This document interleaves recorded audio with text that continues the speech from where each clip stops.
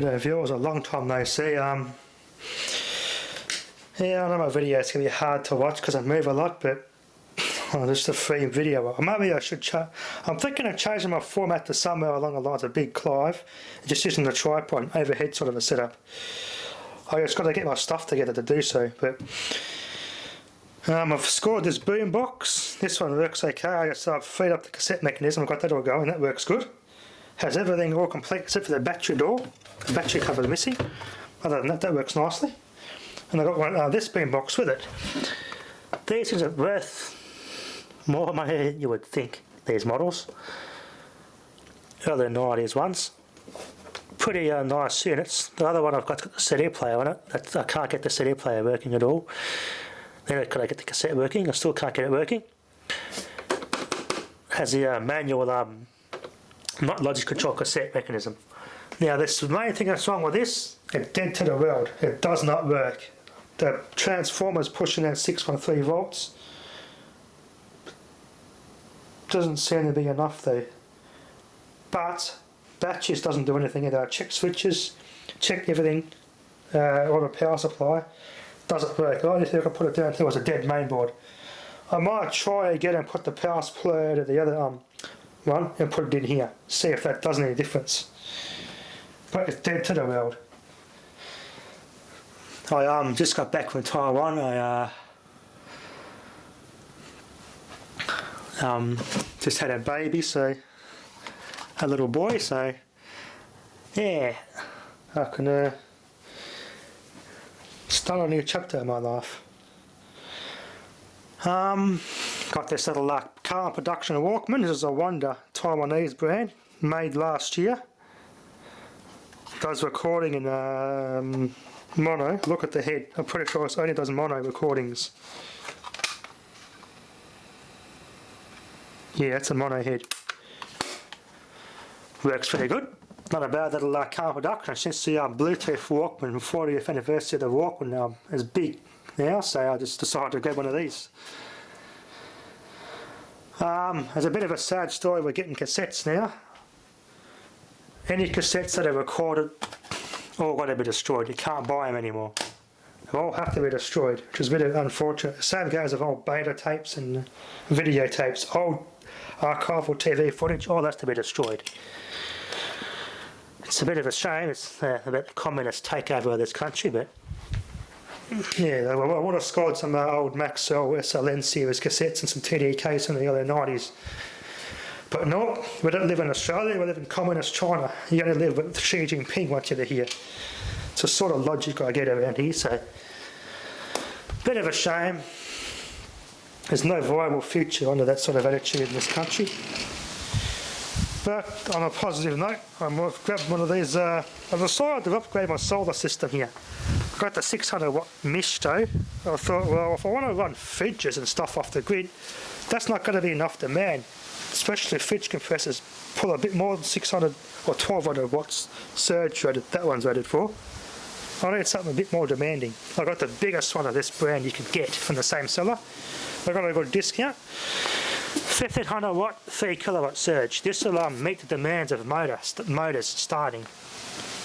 This should do the trick. I'm going to run it off the capacitor. Not going to last long, but we'll see how it goes. Take note that polarity is correct, because when I connected the other one up the first time, I had second thoughts and I connected it backwards and blew the fuses inside, and you can't get 50 amp blade fuses. I only use 240 amps.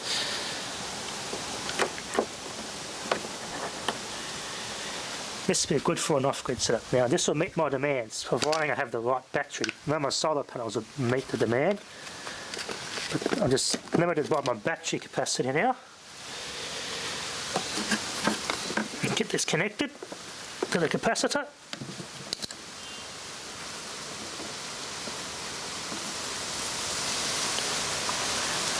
Fridge is running off a capacitor. I've got a capacitor running my fridge. It will drop below 12 volts and it will shut off automatically.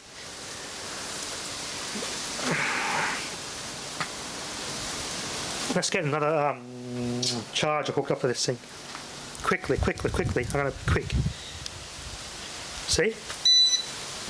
They're a bit low on charge there. Alright, I'm going to try so I can hook the charge up to the capacitor. It's not going to be recommended for the fridge, but I'll see if I can start it.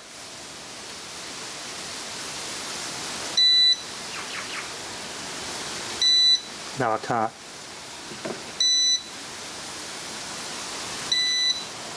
The fridge can't start because it's under pressure. It's obviously going to be bad for the compressor, so I'm not going to do that on the fridge anymore. I'll let that pressure equalise in the system, and I'll try another appliance.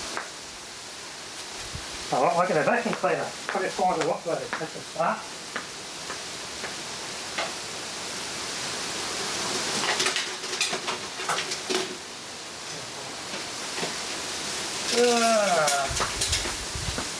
No, actually it's 1400 watt rated. I say it's 2400 watt rated because it needs it. That's how much it kicks to start it. That's what it starts. It pulls that much. Well, it may get the read of a starting vacuum cleaner. Let's find out. Oh, not quite. Not quite. Not quite. Not quite.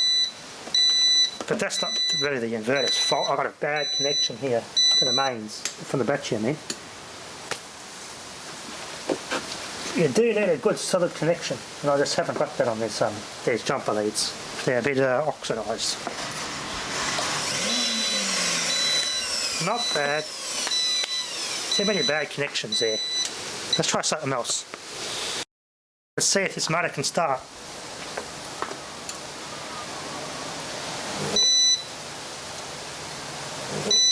Soft start.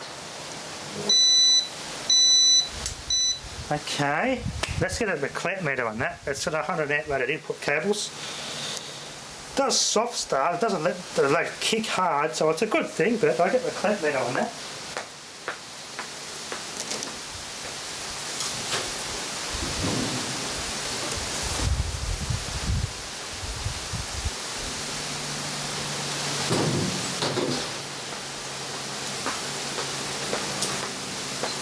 You can get higher rated, like 4 and 5 kilowatt rated pure sine wave inverters for the same price I would have bought this one for, but they're just brands I've never heard of from China, so I'm just not going to trust them. This is sort of a good reputable brand online, this Mishto brand. Had pretty good results with it. Let's check the current quickly.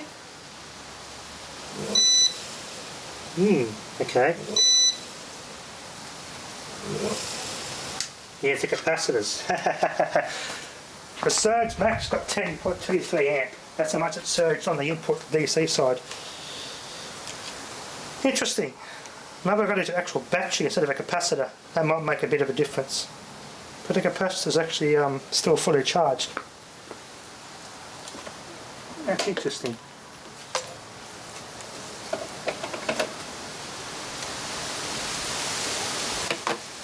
Yeah. Capacitor can provide enough, but because it's a capacitor, maybe this can tell that it's not going to, it doesn't behave like a battery. It's probably why the inverter's shutting down. If I hook a battery up in series with it, it might improve things. E3 basically means you've got input voltage. Doing the battery not coping, basically. The battery can't cope, so I'm going to put a car battery in there instead. We've got to get some jumper leads from somewhere. When we're going to find those. Actually, I'm going to take this 600 watt out and put this directly in that other one's place. Let's do that. Try it with the as it is, see how it goes. View as well, I'm going to point at the subject being the vacuum cleaner, not the inverter. So basically the wires off for this. I don't know, these other wires are not designed for this big inverter, but it's only for a quick test.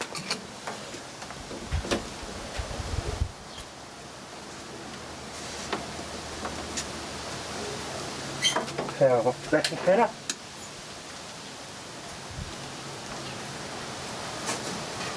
And on the solar panel I can have in there. Lose connection. Well, that helps. We've got a good connection in the back of that. Let me fix the connection on here for the solar panels.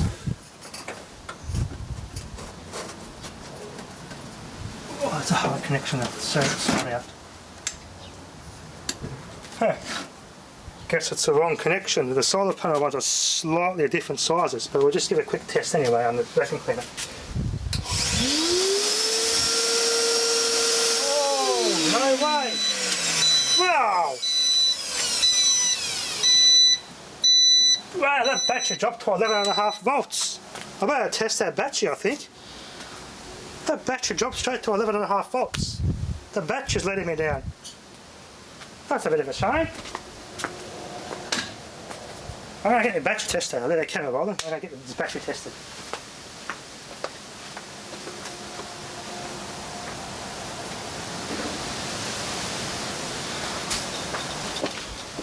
Huh. Battery can't be stuffed. I've barely used it. It's been maintained on this charger. Wow. Okay, well, I'll get that all turned off. I'm going to test the battery. Let's test it. Last time I tested it was only about a month ago, or actually no, 8 weeks, end of April. It had still had 700 cranking amp. Let's just test it again.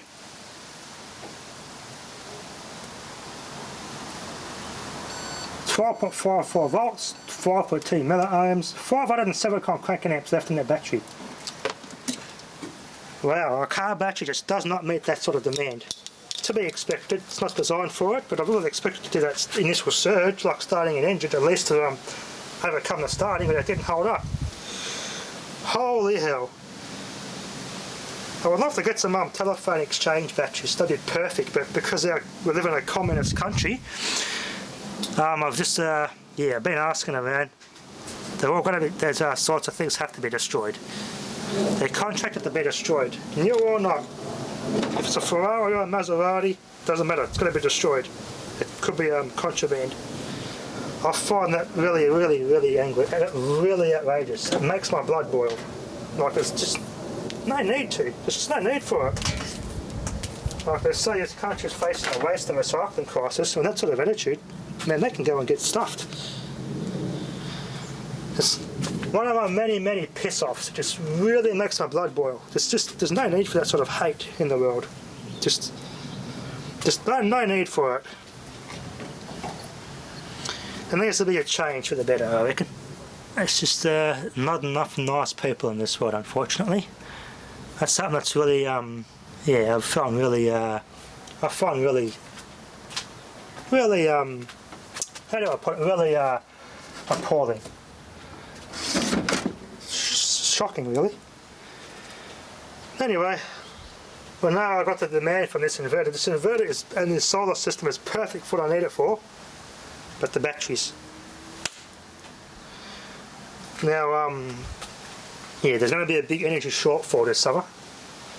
Well, I'll lose 2 generators this summer in this state, so that's why I'm kind of preparing. I need to get the essentials running. This will run the fridge and probably a small heater, just what I need it for.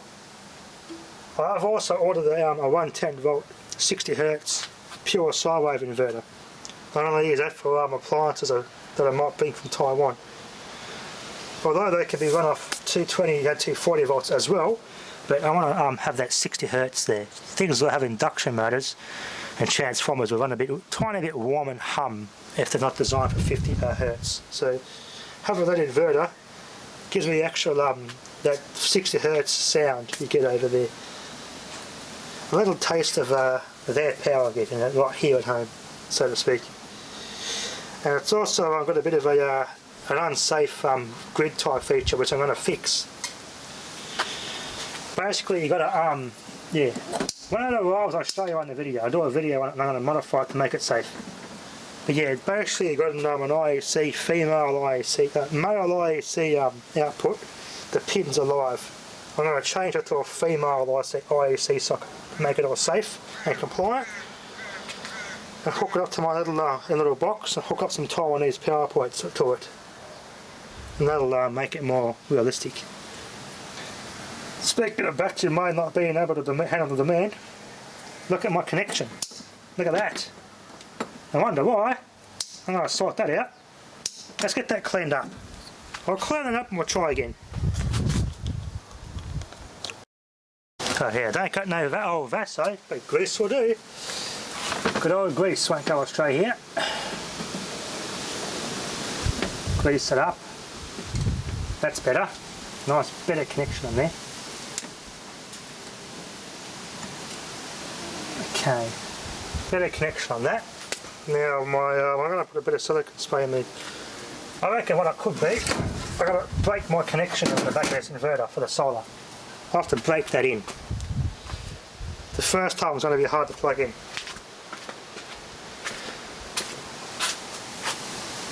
Right, plug that in again.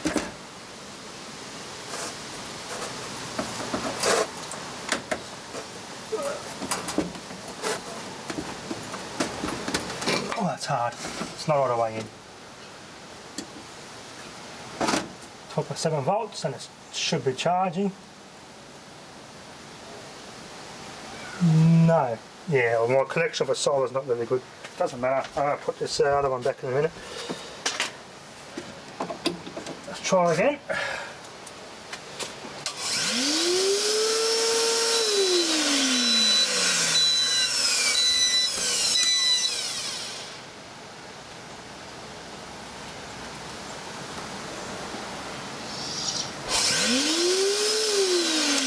Yeah, so now it's about 12.1 volts and it shuts down.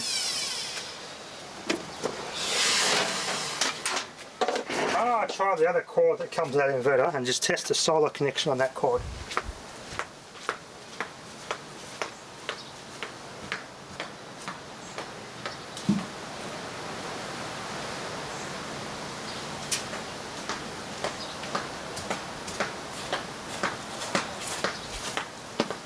Okay, well let's get this plugged in the solar end of it.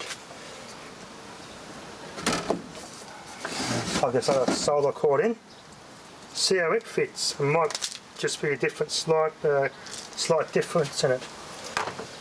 Plug this one in. Not exactly the same to me. We'll give it a try.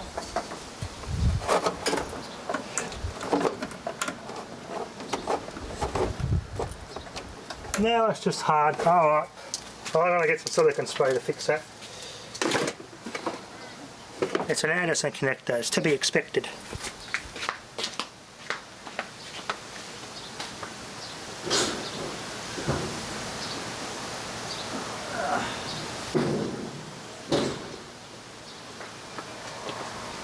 Okay, well you have to look at the battery half the time, but let's get the this connection lubricated. Anderson connections do tend to be like that. It's not the first time I've come across a stuck Anderson connector, trying to plug it in. Oh, that looks better, doesn't it? Oh yeah! I'll turn the panels back on. Did that work? Well, that's just hard to plug in. Holy hell.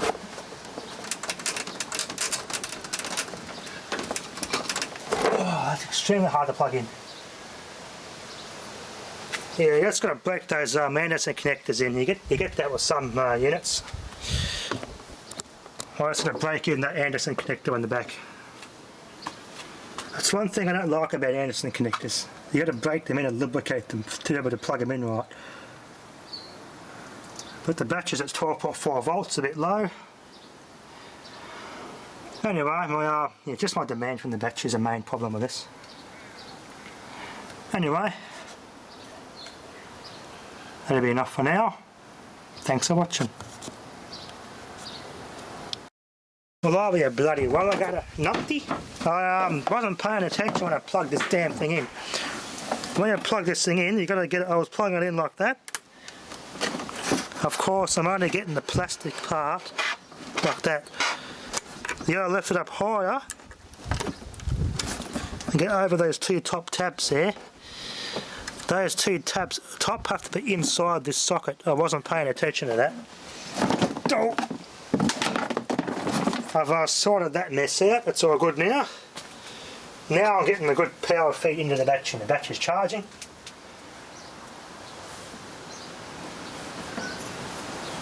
Yeah, we've got a good charge there.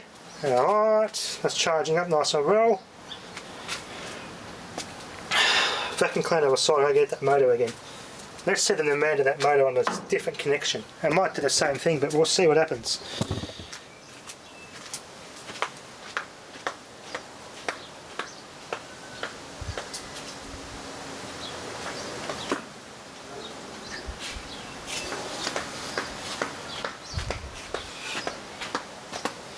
Just got to take note when I'm running things like this that need to be earthed. I've got to get an earth state to ground for this inverter.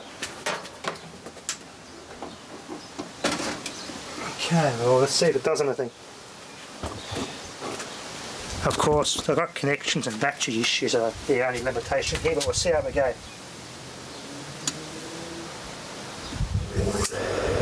Oh yes! Oh, 11.5 volts, 11.8, it's gone back up. 11.7, come on, need more sun. Need more sunlight. 11.8 is slowly charging. Keep going, sun, come out. Oh yes. That's working nicely. That's just what I wanted. Perfect demand. Perfect demand. Pure sine wave, so the matter's not running rough or noisy. What are we at here? 2850 RPM. Let's see, that's running normally at 5.4 amps. Normally, it's just normal rating. That start pulled about 10 amps, so it gets that sort of demand. That's just what I want. That'll be enough. That sort of demands like fridges and stuff running. Perfect. Perfect. Nice demand. How about a heater? I'm going to get a 2400 watt heater. Heater, each one of those is 800 watts. Over this side, and turn it on, one at a time. 800 watts, 16, 24. Oh, not quite. My battery, see? My battery is letting me down because there's not enough sunlight out today.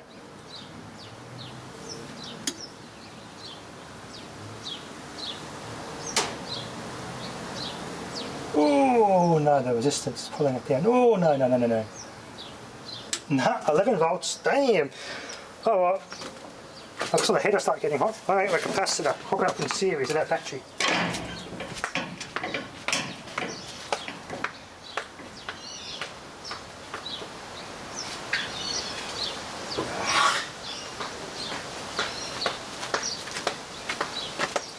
I'm going to pull some serious amps from that battery. Across 100 amps, there's a lot to be pulling from a car battery. Capacitor's hooked up, polarity is correct. Okay.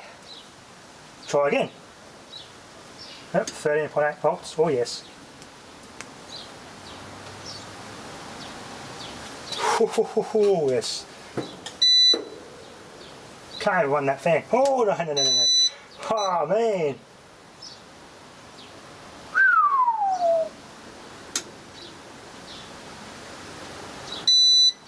Oh no.